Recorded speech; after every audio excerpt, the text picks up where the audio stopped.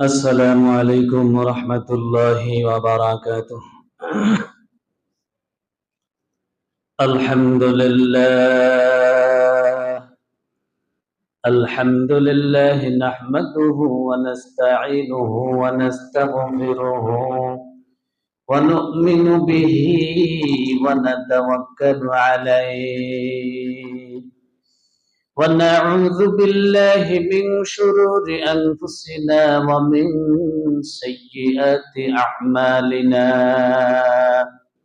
من يهده الله فلا مضل له ومن يضلله فلا هادي له ونشهد أن لا إله إلا الله وحده لا شريك له ونشهد أن سيدنا وسندنا وحبيبنا ومولانا محمدا عبده ورسوله أرسله بالحق بشيرا ونذيرا وداعيا إلى الله بإذنه وسراجا منيرا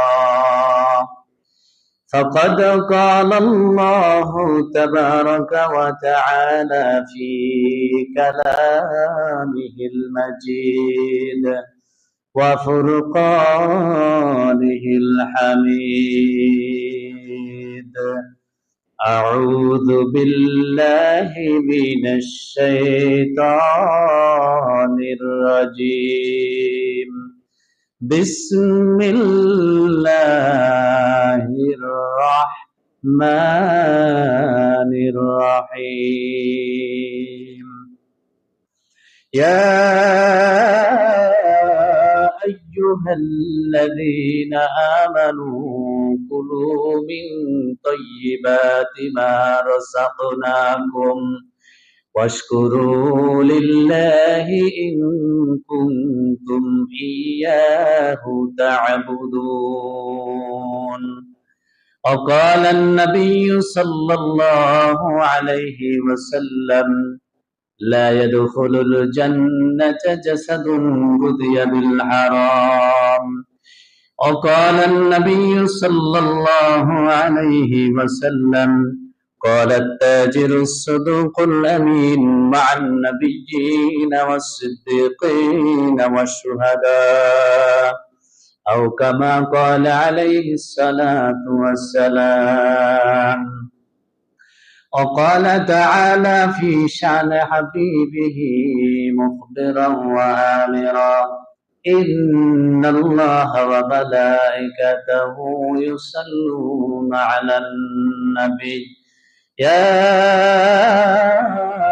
أيها الذين آمنوا صلوا عليه وسلموا تسليما اللهم صل على محمد وعلى آل محمد كما صليت على إبراهيم وعلى آل إبراهيم إنك حميد مجيد اللهم بارك على محمد وعلى آل محمد كما باركت على إبراهيم وعلى آل إبراهيم إنك حميد مجيد بلغ العلا بكماله كشف الدجى بجماله حسنت جميع خصاله صلوا عليه وآله محمد को आकर कुफ्र को मिटाया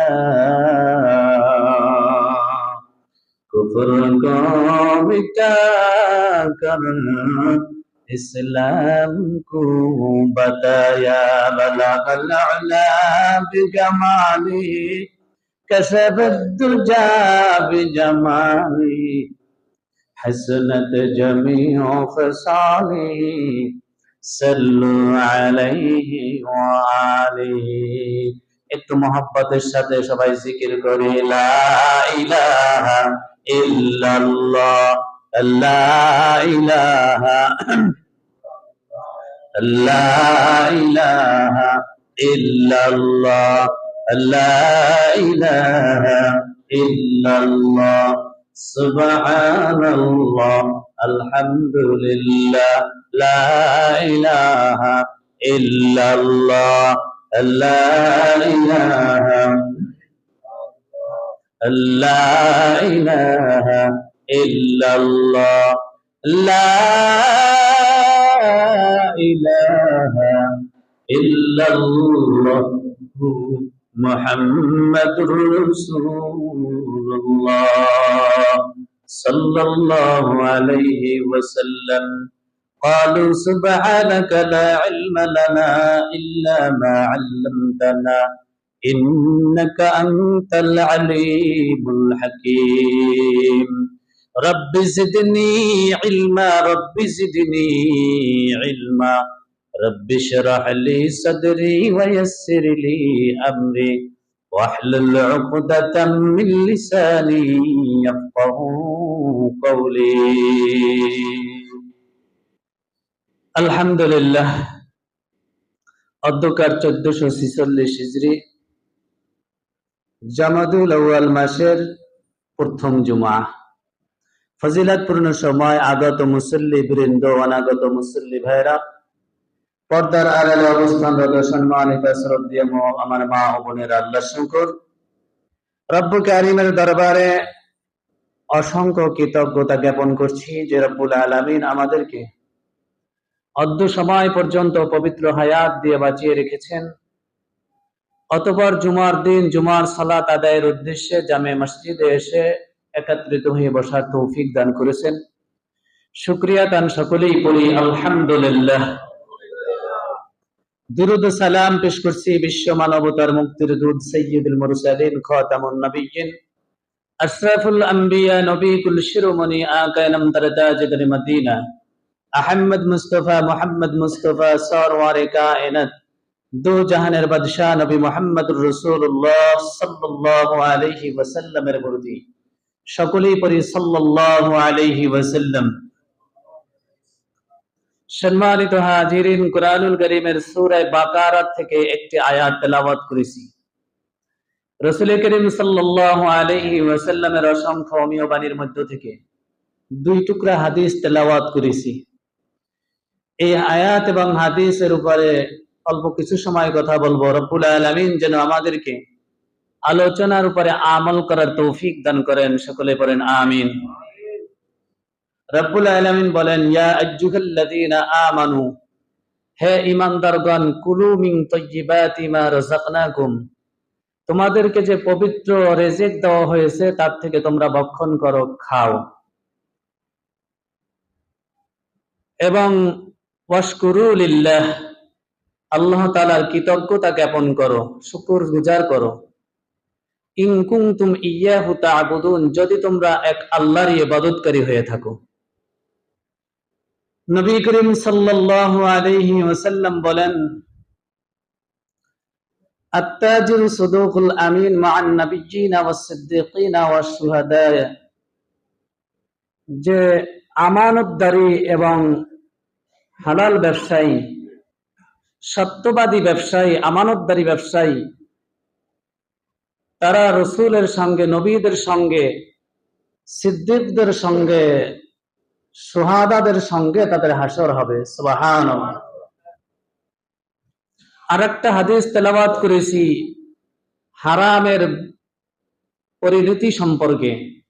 নবী সাল্লাল্লাহু আলাইহি ওয়াসাল্লাম বলেন, লা ইয়াদখুলুল জান্নাতা জাসাদুন গুযিয়া বিল হারাম, হারাম ভক্ষণকারীর দেহ কখনো জান্নাতে প্রবেশ করবে না। নাউযুবিল্লাহ।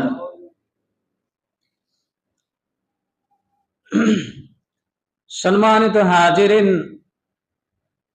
হালাল হারাম মানুষের ইবাদতের একটা বড় একটি অধ্যায়। যার উপার্জন হালাল, রিজিক যার হালাল হয়, তার গোটা দেহটা হালাল হয়। যদি রিজিক খাবার যদি হালাল না হয়, হারাম হয়, গোটা দেহটাই হারাম হয়ে যায়। এই জন্য হারাম বর্জন করা দরকার, হারাম বর্জন করতে হবে আর হালালকে ভক্ষণ করতে হবে। নবী আলাইহিস সালাতু ওয়াস সালাম বলেন, তলাবুল কাসবি হালালি ফরিদাতুন বাদাল ফরিদা।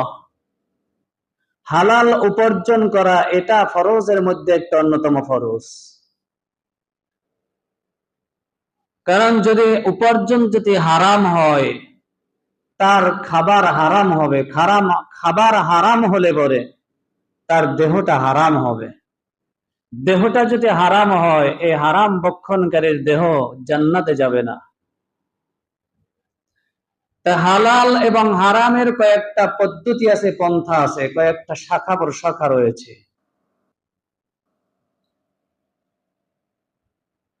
হারাম হওয়ারও কিছু নিয়ম কানুন আছে, আর হালাল হওয়ারও কিছু নিয়ম কানুন আছে। কিছু হারাম আছে হারামে হাকিকি, আর কিছু হারামে আছে হারামে মাজাজি। একটা হলো প্রকৃত পক্ষেই হারাম, আর একটা কৌশলগত ভাবে হারাম হয়ে যায়। কিছু হারাম আছে যেগুলি কশিন কালো হালাল হবে না, কোন প্রক্রিয়ায় সেটাকে হালাল করা যায় না। যেমন কিছু খাদ্য আছে যেটা মানুষের জন্য কোনো প্রক্রিয়া নাই, হালাল করার কোনো সুযোগ নাই। যেমন কোন শুকর অথবা কুকুর, পায়খানা মানুষের, ইত্যাদি জিনিস যেগুলো হারাম। জীব জন্তুর মধ্যে যেই পশুগুলি হারাম করা হয়েছে মানুষের মধ্যে, মানুষের জন্য, ইন্নামা হাররামা আলাইকুমুল মাইতাতা ওয়াদ-দামা ওয়া লাহমাল খিনজির, মৃত্যু প্রাণীর গোশত, তার রক্ত এবং শূকরের গোশত, এগুলো আল্লাহ তাআলা হারাম করছেন। এগুলো যদি 100 বার বিসমিল্লাহ করে জবাই দেন, হারাম হালাল হবে না। হবে নি? কি বলেন? সূরা ইয়াসিন পড়ে কুত্তা জবাই দিয়েছেন, হারাম হালাল হবে নি? হবে? শুকর সূরা ইয়াসিন পড়ে বিসমিল্লাহ 10 বার পড়ে জবাই দিয়েছেন, শুকরের গোশত হালাল হবে? এগুলি হালাল করার কোনো পদ্ধতি নাই। এ জবাই দিলেও হারাম, জবাই না দিলেও হারাম।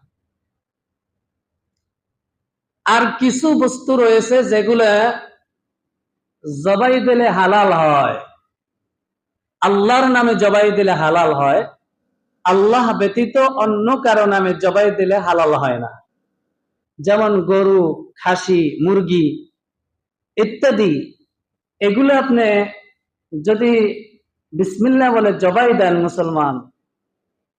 মুসলমান যদি বিসমিল্লাহ ভুলেও যায় তারপরে জবাই দিলে হালাল। এটা হলো হানাফি মাযহাবের ফতোয়া, যে বিসমিল্লাহ বলে জবাই দিলেও হালাল। আর মুসলমান যদি ভুলেও যায় বিসমিল্লাহ, যদি মুসলিম হয়, সে যদি জবাই দেয়, ভুলে গেছে বিসমিল্লাহ বলতে, তো হালাল হবে। জবাইয়ের মাধ্যমে এগুলো হালাল হয়। কিন্তু অন্য নামে জবাই দিলে, যদি ইহুদি, খ্রিস্টান, বৌদ্ধ, হিন্দু এরা যদি এটাকে জবাই দেয়, এটা হালাল হবে না। কারণ তারা বিসমিল্লাহ পড়ে না এবং তাদের ভিতরে ঈমান নাই। কি নাই? আমা উহিল্লা লিগাইরিল্লাহি বিহি, যদি আল্লাহ ব্যতীত অন্য কারণ আমি যদি জবাই দেয়, সেটা কি হবে না? হালাল হবে। গত 2-1 বছর আগে এরকম কথাও কিন্তু বই পুস্তকের ভিতরে, স্কুলের সিলেবাসের ভিতরে দিয়েছিল। এটা হলো একটা কুচক্র মহলের ষড়যন্ত্র। তারা চায় মুসলমানদের পেটের ভিতরে হারাম ঢুকাইয়া দিতে। এই জন্য তারা বই পুস্তকের ভিতরে লিখিয়ে দিয়েছিল যে যদি দেবদেবীর নামে জবাই হয় তাহলে হালাল হবে। বলেন নাউজুবিল্লাহ। আসলে দেবদেবীর নামে জবাই দিলে সেটা ওই রকম যারা দেবদেবীর পূজারী তাদের জন্য হালাল হইতে পারে, কিন্তু মুসলমানের জন্য হালাল নয়। এটা মুসলমানদের জন্য হারাম। আল্লাহ রাব্বুল আলামিন আমাদেরকে হারাম থেকে বাঁচা থাকার তৌফিক দান করুন, বলেন আমিন। মনে রাখবেন, ইসলাম মানলেওয়ালা ছাড়া, যারা ইসলামকে মেনে নিছে, যারা মুসলমান হয়েছে, যারা ঈমান আনছে, তাদের জবহ কিরত ছাড়া দেব দেবীর নামে জবাই করলে কোশ্চিন গেল মুসলমানের জন্য হালাল নয়। এই জন্য হিন্দু বাড়িতে আপনি পাটা বলি দেওয়া খাবেন, এটা হালাল না, হারাম। এটা কি হারাম।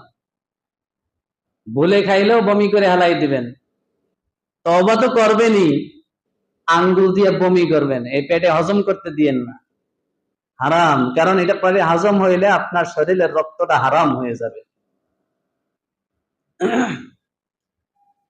এটা হলো হারাম জিনিস পন্থার কারণে, নিয়ম কানুনের কারণে হারাম হয়ে যায়। গরু ছাগল যদি দেবদেবীর নামে জবাই হয় তাহলে হারাম হয়ে যায়, এটা নিয়মের কারণে, নিয়মের ভুলের কারণে। কিন্তু গরু ছাগলের গোশত কি হালাল, কিন্তু নিয়ম হালাল নয়। যেই নিয়ম প্রক্রিয়া করা হয়েছে ওই নিয়ম যদি হালাল পন্থা না হয় তাহলে হারাম হয়। আর কিছু জিনিস বলছি যেটা নিয়ম যতই হালাল নিয়ম হোক তারপরও হালাল হয় না। এটা হলো খাদ্যের ভিতরে হালাল হারামের ব্যবধান। আর একটা হইল উপার্জনের নিয়মের ভিতরে হালাল হারামের নিয়ম। উপার্জনের বস্তু এটি আপনার হালালও হয় হারামও হয়, এটা নিয়মের উপর নির্ভর করে। কিসের উপরে? তরিকার উপরে নির্ভর করে। আপনি যদি হালাল তরিকায় উপার্জন করেন জিনিস হালাল, হারাম তরিকায় উপার্জন করলে জিনিসটা হারাম। আপনি চাকরি করেন, চাকরির উপার্জন হালাল, চাকরির উপার্জন কি, কিন্তু চাকরির উপার্জনের মধ্যে হালাল যদিও, কিন্তু যদি চাকরির মধ্যে যদি আপনি ফাঁকিবাজি করেন, যদি মিথ্যার আশ্রয় নেন, 2 নম্বরই ব্যবসা করেন, এই 2 নম্বরই ব্যবসার কারণে আপনার উপার্জনের মালটা হারাম হয়ে যায়। আপনার ব্যবসা তো হালাল, কিন্তু ব্যবসার ভিতরে 2 নম্বরই করার কারণে, 2 নম্বরই করার কারণে ব্যবসাটা কি হয়ে যায়? হারাম হয়ে যায়। ব্যবসাটা যদি আপনার 2 নম্বরই না হয়, সঠিক পন্থায় হয়, কোরআন সুন্নাহর আলোকে হয়, তাহলে আপনার উপার্জনের টাকাটা হালাল হবে। আর যদি পন্থাটা 2 নম্বরই পন্থা হয়, সেটারই বাটপারি পন্থা হয়, চুরি চেঁচড়ামি হয়, মানুষের মাল ঠকাইয়া হয়, মানুষের হক নষ্ট করে যদি আপনি উপার্জন করেন, মানুষের জমি দখলের মাধ্যমে, মানুষের কর্মচারী থাকা অবস্থায় তার কর্মচারী আপনার ডিউটি আপনি ঠিক মতন পালন না করার মাধ্যমে যদি আপনি উপার্জন করেন, এগুলা নিয়মের কারণে হারাম হয়ে গেছে। এই অসৎ নিয়ম নিজে পালন করার কারণে আপনার মালগুলা হারাম হয়ে গেছে, এটা পন্থার কারণে। আজকে আমাদের সমাজের মধ্যে মানুষের দোয়া কবুল হয় না, ঠিক না? অসংখ্য বালা মুসিবত, অসংখ্য বিপদ, কিন্তু দোয়া করে, নিজে দোয়া করে, আলেমদেরকে দিয়া দোয়া করায়, কিন্তু কবুল হয় না। কারণ কি কবুল না হওয়ার কারণ কি? কারণ হলো শরীরের রক্ত মাংস হারাম হয়ে গেছে। যখন শরীরের রক্ত মাংস হারাম হয়ে যায়, জবান দিয়ে যখন হারাম জিনিস ভক্ষণ করে, এই জবান দিয়ে দোয়া করলে এই জবান আসমানে ওঠে না, এই দোয়া আল্লাহর আরশে পৌঁছে না, এই জন্য দোয়া কবুল হয় না। এখন অনেকেই, আমি জানি কথাগুলি অনেকের গায়ে লাগতে পারে, যার কারণে ঘুমাইবেন, শুনবেন না। ঘুমাইছেন কেটা কেটা হাত জাগান, ঘুমাইছেন, ঘুমাইবেন না বাবা। ঘুমাইবেন কবরে যাইয়া, কবরে যাই ঘুমাইবেন, আর কেউ ডাক দিবে না। দুনিয়ার মধ্যে ঘুমের জায়গা না। একটু জানেন, শিখেন, আমল করতে চেষ্টা করেন, একটু বুঝেন। জিন্দিগি একবারই আসবে, হায়াতের জিন্দিগি একটাই আসবে, আর একটা আসবে না। আসবে? আর একটা জীবন আসবে না যে মরার পরে যদি যতই আফসুস করেন, আল্লাহ আপনি আর একবার পাঠাইয়া দেন, এইবার আর হারাম খাবো না, এইবার সারাদিন নামাজ পড়বো, সারাদিন ইবাদত করব। আসবে আর একটা জীবন? আর আসবে না। জীবন একটাই। আল্লাহ, একটা জিনিস বুঝেন, যদি হারাম খান জীবন যাবে কি যাবে না? কথা বলেন। আর যদি হালাল খান তাতেও জীবন কাটবে কি কাটবে না? যদি সুখে থাকেন জীবন কাটবে কি কাটবে না? যদি দুঃখে থাকেন জীবন কেটে যাবে কি যাবে না? পাঁচতলায় থাকলেও সময় কাইটা যাবে, গাছতলায় থাকলেও সময় কাইটা যাবে। দুনিয়ার জিন্দিগি আপনি সুখে থাকলেও যাবে, দুঃখে থাকলেও যাবে। কিন্তু বাবা, সীমিত সময়। যদি হারাম খাইয়া একটু আনন্দ উল্লাসের জন্য যদি হারাম ভক্ষণ করেন, হারাম পন্থায় উপার্জন করেন, আপনার পরিবারের মানুষকে হারাম খাওয়ান, একটু পরেই যে জিন্দিগি আসতেছে, কবরের জিন্দিগি শুরু হবে, আর কোনোদিন শেষ হবে না। হবে? কোনোদিন শেষ হবে না। আপনি যে হারাম কামাই করেন, একবারও কি জিজ্ঞাসা করছেন ফ্যামিলিতে, স্ত্রীকে, ছেলে মেয়েকে জিজ্ঞাসা করছেন, বাবা আমি তো তোমাদের রিজিকের জন্য হারাম পন্থায় উপার্জন করছি, আমি তো চুরি করছি, কাজের মধ্যে ফাঁকি দিছি, আমি তো মানুষের মাল আত্মসাৎ করছি, তোমরা কি আমার গুনাহের ভাগ নিবা? একবারও কি জিজ্ঞাসা করছেন?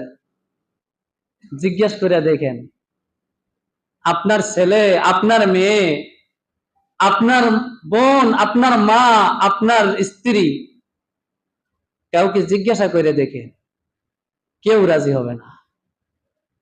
কেউ বলবে না যে তুমি চুরি করে আনো আর সেই গুনাহের ভাগ আমি নেব। তুমি যাদের জন্য কষ্ট করবা, যাদের জন্য গুনাহ করবা, তারা কেউ তোমার গুনাহের ভাগ নিবে না। আযাব তোমার একাই সওয়া লাগবে, কেউ গুনাহের ভাগ নিবে না। অতএব হারামকে ছেড়ে দাও, হালাল, হালাল অল্প খাবো তবু হালাল খাবো, অল্প খাবো কিন্তু হালাল খাবো, হারাম খাবো না, হারামের দ্বারেও বেরবো না। হারামের পরিণতি বড় ভয়ঙ্কর। আপনি হারাম খাইয়া দোয়া কবুল করবেন, দোয়া কবুল হবে না। হারাম যদি ঘরের ভিতরে ঢুকে, এই হারাম খাওয়ানোর কারণে ঘরের ভিতরে অশান্তি বিরাজ করবে। আপনার সন্তান, আপনার ছেলে মেয়ে, আপনার স্ত্রী আপনার কথা শুনবে না। কারণ কি? তাদের পেটের ভিতরে যে হারাম ঢুকে দিয়েছেন, তাদের মেজাজটা হারাম হয়ে গেছে, তাদের ব্রেন হারাম হয়ে গেছে, ঘরের ভিতরে ঝগড়া বিবাদ লাগে আছে। কারণ হালাল নাই, হালালের ভিতরে আছে পবিত্রতার মধ্যে আছে শান্তি, আর অপবিত্রতার মধ্যে রয়েছে অশান্তি। আপনি দেখেন কোটি কোটি টাকার মালিক, কিন্তু ঘরের ভিতরে শান্তি নাই, সমাজের মধ্যে শান্তি নাই। কারণ কি? হারামের মধ্যে লিপ্ত, বিভিন্ন হারামের মধ্যে লিপ্ত হয়ে গেছে, শান্তি নাই ঘরের মধ্যে। মসজিদে এসে আল্লাহ আল্লাহ জিকির করতেছে, মসজিদে এসে কিতাব পড়তেছে, ঘরে মসজিদে কেন? ঘরে শান্তি নাই। ঘরে কি নাই? শান্তির জায়গা একটু মসজিদে। অবশ্যই মসজিদে আসা আলহামদুলিল্লাহ ভালো কাজ। মসজিদে আসা কি? অবসর পাইলেই সাহাবা একরাম মসজিদে আসতেন, বিপদে পড়লেও মসজিদে আসতেন, রিজিকের অভাব হইলে মসজিদে আসতেন। মসজিদে আসা তো ভালো কাজ, বিপদে পড়লে মসজিদে আসা ভালো কাজ। কিন্তু অশান্তিটা কেন, সেটাও তো খুঁজে বের করতে হবে। এক চাচারে জিজ্ঞাসা করছি, চাচা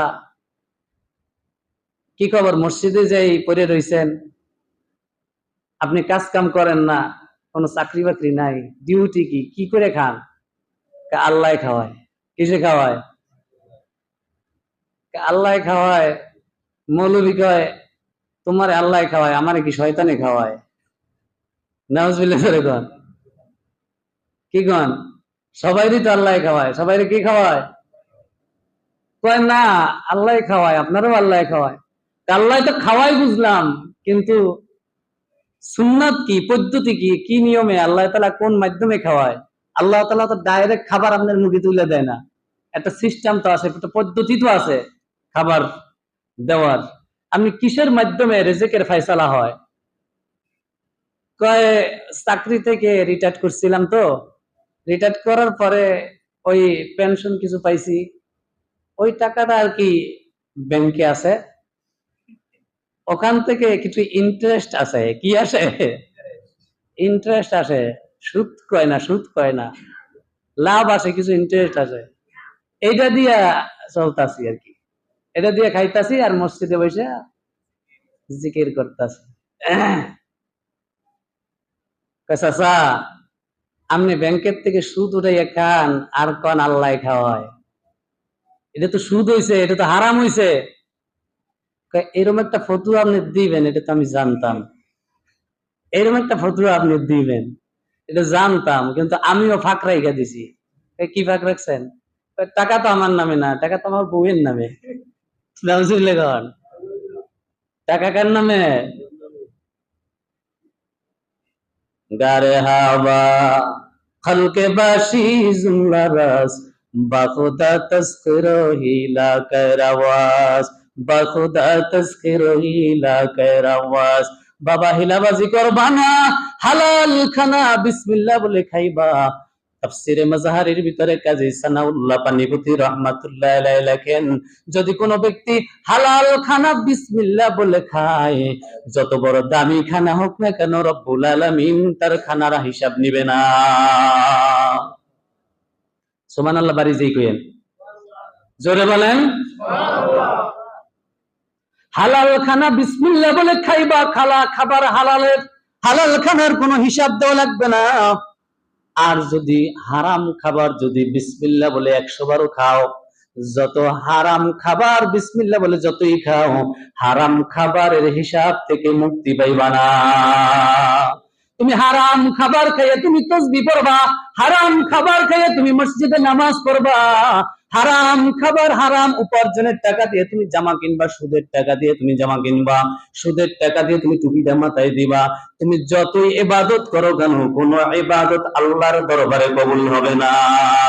এই জন্য খাবারটা লাগবে হালাল, উপার্জনটা লাগবে হালাল। ঠিক না বেঠিক? খাবার হালাল লাগবে, উপার্জন হালাল লাগবে বাবা। হারাম খাবার পাইবার খাইবার বিসমিল্লাহ কইবা, লাভ হবে না। এই জন্য সাহাবায়ে কেরামের আমল ছিল হালাল, তাদের খাবার ছিল হালাল। হালাল খাবার খাইয়া যখনই হাত উঠাইছে, হাত উঠাইতে দেরি হয়, মালিক কবুল করতে দেরি হয় না। সুবহান। খাবার নাই সাহাবাদের, এক সাহাবার বাসায় খাবার নাই, মসজিদে চলে আসছে, আয়েশা নামাজ পড়ছে, কারণ পয়গম্বর বলছে নামাজ পড়লে খাবারের ব্যবস্থা হবে।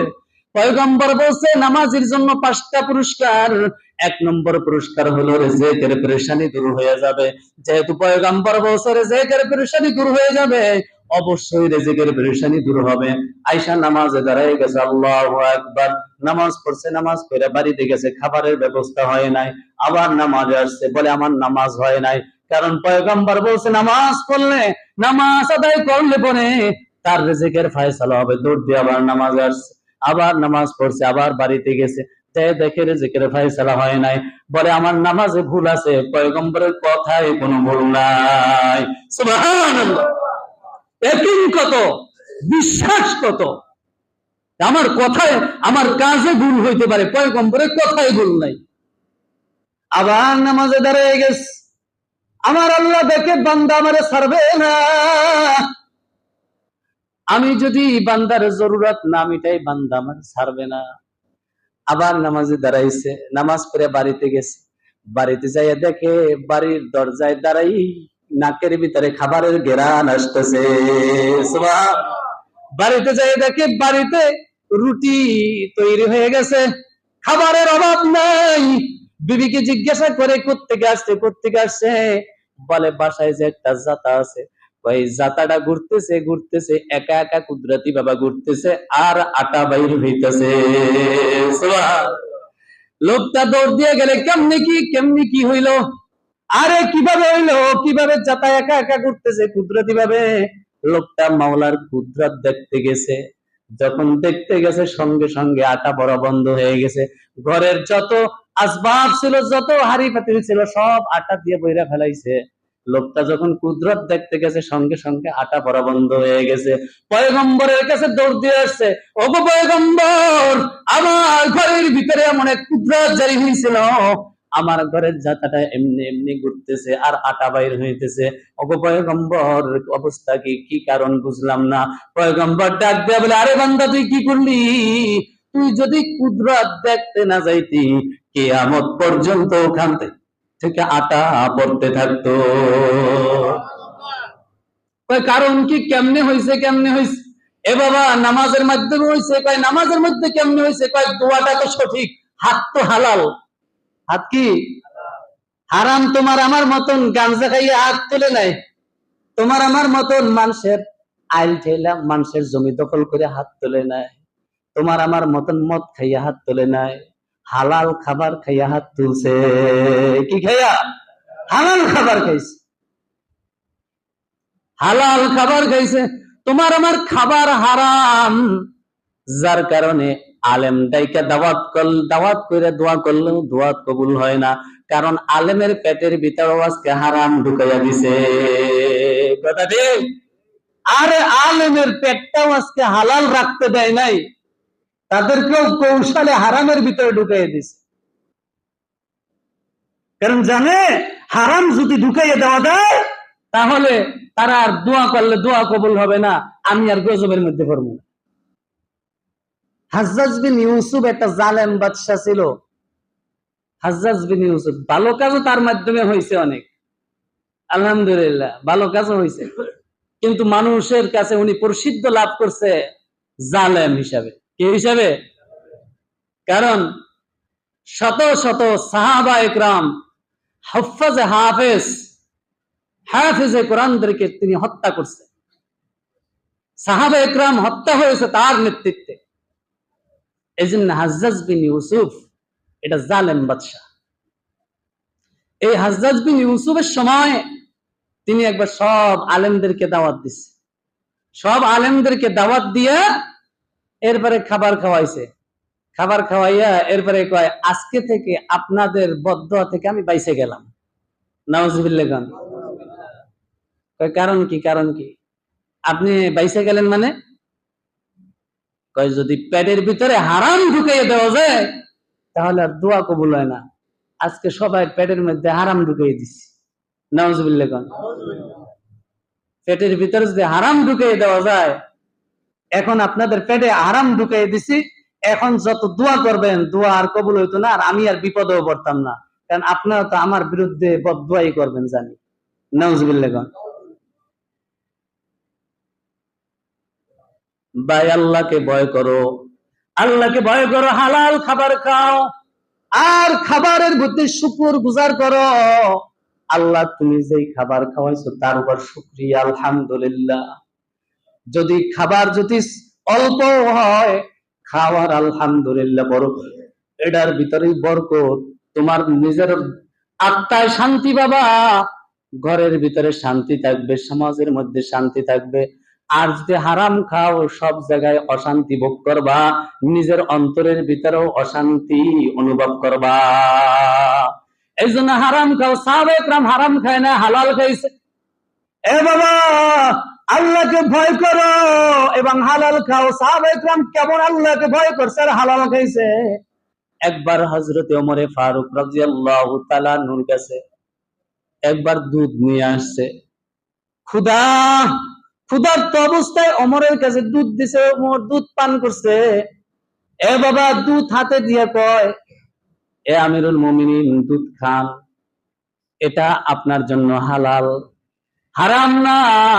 স্মরণ করাই দেয় এটা হারাম না, আপনার জন্য হালাল। কয় কোথার থেকে পাইছো হালাল জিনিস? আমি কিছু সৎকার মাল পাইছি। কিসের মাল?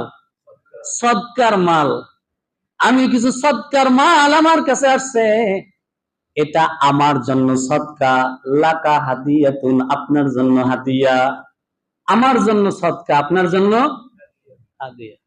মশলাও করে দিছে, বুঝলেন? ওমর রাদিয়াল্লাহু তাআলা আনহু তো খাইয়া লাইছে, খাওয়ার পরে ও কইতাছে আপনার জন্য সদকা, আপনার জন্য হাদিয়া, আমার জন্য সদকা। ভয় পাইয়েন না, ভয় পাইয়েন না, ভয় পাইয়েন না, হারাম না। ফতোয়াও দিয়েছে। ওমর রাদিয়াল্লাহু তাআলা আনহুকে, কি করলি কামটা? তুই কাজটা করলি কি? তোমার জন্য সদকা, আমার জন্য হাদিয়া, এটা তো বুঝলাম, এটা তো বুঝলাম ঠিক, কিন্তু আমি হলেন আমিরুল মুমিনিন, আমার জন্য সদকার মাল খাওয়া তো জায়েজ না। যদিও ঘুইরা হাদিয়া হিসেবে আসছে হালাল, কিন্তু আমি যদি মইরা যাই, আমি ওমর যদি মৌতের বিছনায় পড়ে যাই, আর আল্লাহ তাআলা যদি আমাকে জিজ্ঞাসা করে বসে, আল্লাহ রাব্বুল আলামিন আমাকে যদি প্রশ্ন করে, ওমর তোর পেটের ভিতরে সৎকার মাল কেন তোর পেটের ভিতরে থাকতো?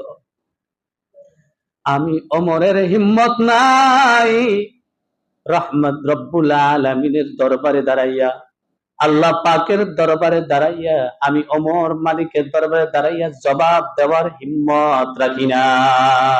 সুবহানাল্লাহ। আমার হিম্মত নাই, আমার দুঃসাহস হয় না আমি আল্লাহ পাকের দরবারে দাঁড়াইয়া জবাব দিব। আমি বলবো যে আল্লাহ আমি হাদিয়া খাইছি, এই কথা বলার দুঃসাহস আমার ওমরের হয় না। সুবহান। কত ভয় করতেন আল্লাহ তাআলা, হিসাবকে কত ভয় করতেন, জবাবদিহিতাকে কত ভয় করতেন। এজন্য আল্লাহ বলেন, ওয়া আম্মা মান খাফা মাকামা রাব্বিহি ওয়া নাহান নাফসা আনিল হাওয়া ফাইন্নাল জান্নাতা হিয়াল মাওয়া। যে ব্যক্তি আল্লাহ তাআলার দরবারে দণ্ডায়মানের দিনটাকে যে ভয় করে গুনাহ থেকে বাইচা থাকে, রব্বুল আলামিন তাকে জান্নাতুল মাওয়ার সুসংবাদ দিবেন। সুবহান। এই জন্য বাবা আল্লাহকে ভয় করিয়া নেক করব, গুনাহ ছেড়ে দেব, হালাল খাবো, হারাম ছেড়ে দেব, হারাম ধরবো না। কারণ মালিকের কাছে একদিন জবাবদিহি করা লাগবে। আমি যদি কাজের মধ্যে ফাঁকি দেই, আমি যদি ডিউটির মধ্যে ফাঁকি দেই, আমি যদি মানুষের জমিন আত্মসাৎ করি, আমি যদি মানুষের রিজিক আত্মসাৎ করি, আল্লাহ পাকের দরবারে একদিন দাঁড়ান লাগবে। আল্লাহ পাকের দরবারে দাঁড়াইয়া কড়ায় গন্ডায় হিসাব দেওয়া লাগবে। এই জন্য মনে রাখবেন, গরিব থাকবো গরিব, প্রয়োজনে গরিব থাকবো, ধনী হওয়া দরকার নাই, কিন্তু হারাম খাবো না, হারাম উপার্জন করবো না। বাবা হারামের মধ্যে শান্তি নেই, দুনিয়ায় পেরেশানি, আখেরাতেও পেরেশানি। দুনিয়ার মধ্যে হারাম মাল থাকলে শত্রু বাড়ে, যদি হারাম পন্থায় উপার্জন করো তোমার শত্রু বাড়ে, তোমার কর্মচারী তোমার বিরোধিতা করবে। কারণ কর্মচারীর মাল যদি তুমি আত্মসাৎ করে থাকো, তোমার কর্মচারী তোমার বিরোধিতা করবে। তোমার বিরুদ্ধে মানুষের কোনো অভাব নাই, দুনিয়ার মধ্যে ঘরে ঘুম নাই, বাইরে ঘুম নাই, কোন জায়গায় টেনশন মুক্ত নাই, তুমি সব জায়গায় টেনশনের মধ্যে থাকবা। দুনিয়ার মধ্যে অশান্তি, আখিরাতে মরার পরে অশান্তি। যেহেতু হারাম খাইয়া দেহটা বানাইছো, পয়গম্বর বলেন লা ইয়াদখুলুল জান্নাতা জাসাদুন গুযিয়া বিল হারাম, হারাম ভক্ষণকারীর দেহ জান্নাতে প্রবেশ করবে না। দুনিয়ায় অশান্তি ভোগ করছো, ঘুমাইতে পারো নাই, কবরে যাইয়াও জাহান্নামের আগুনের তাপ ভোগ করা লাগবে। এই জন্য হারাম ছাইরা দাও, দুনিয়ায় যদি হালাল ভোগ করো, দুনিয়ায় শান্তি আর শান্তি, কেউ শত্রু নাই। আর কবরে যাওয়ার সাথে সাথে হালাল ভক্ষণকারীকে আল্লাহ জান্নাতের সুসংবাদ দিয়ে দিবে। সুবহানাল্লাহ। রব্বুল আলামিন আমাদের সবাইকে হালাল ভক্ষণ করার তৌফিক দান করুক, হারাম থেকে বেঁচে থাকার তৌফিক দান করুক, বলেন আমিন। ওয়া আখিরু দাওয়ানা আলহামদুলিল্লাহি রাব্বিল আলামিন। আসসালামু আলাইকুম ওয়া রাহমাতুল্লাহ।